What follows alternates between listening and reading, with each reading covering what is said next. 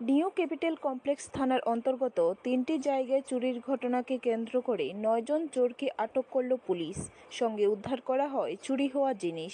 এ বিষয়ে পুলিশ জানায়, কুঞ্জবন এলাকার দীপক সরকার নামে এক ব্যক্তি থানায় অভিযোগ জানান যে 5 সেপ্টেম্বর ওনার ঘর থেকে চোরেরা রান্নার গ্যাসের সিলিন্ডার, স্বর্ণালংকার সহ অন্যান্য সামগ্রী চুরি করে নিয়ে গেছে। দীপক সরকারের বাড়িতে থাকা সিসি ক্যামেরার ফুটেজ খতিয়ে দেখে কয়েকজন চোরকে শনাক্ত করা হয়। এর মধ্যে থানায় অভিযোগ জমা পড়ে আসাম রাইফেল মন্দির ও কুমারীটিলা কালী মন্দির থেকে মন্দিরের ঘণ্টা সহ বিভিন্ন সামগ্রী চুরি হয়েছে। পাশাপাশি খেজুরবাগান এলাকা থেকে কয়েকটি ব্যাটারি চুরি হয়েছে।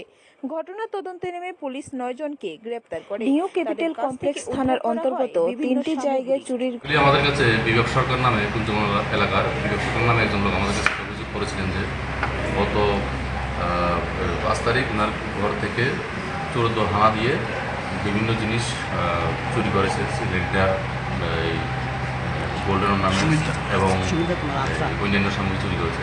এবং ওনার সিসিটিভি ফুটেজ অনুসারে আমরা দেখে কয়েকজন চোরকে শনাক্ত করা হয়।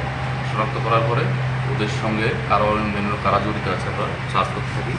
এবং ইন দ্য মিন টাইম আরেকটা কমপ্লেন আসে আমাদের কাছে, এই যে আসাম রাইফেল মন্দির এবং কুমারটিলা কালী মন্দির থেকে বিভিন্ন জিনিস চুরি হয়েছে, মন্দিরের ঘণ্টা এবং অন্যান্য জিনিস। এবং এই খেজুরবাগান এলাকা থেকে ব্যাটারি চুরি হয়েছে।